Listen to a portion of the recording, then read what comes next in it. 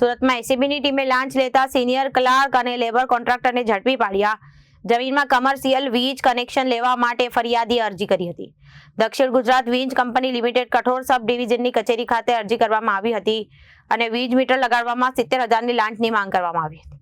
ફરિયાદીએ એસીબીમાં ફરિયાદ આપતા છટકું ગોઠવવામાં આવ્યું.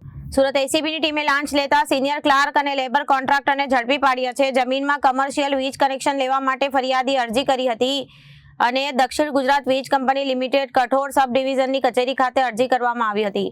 વીજ મીટર લગાડવા 70,000ની લાંચ માંગણી કરવામાં આવી હતી. ફરિયાદી એસીબીમાં ફરિયાદ આપતા છટકું ગોઠવવામાં આવ્યું હતું.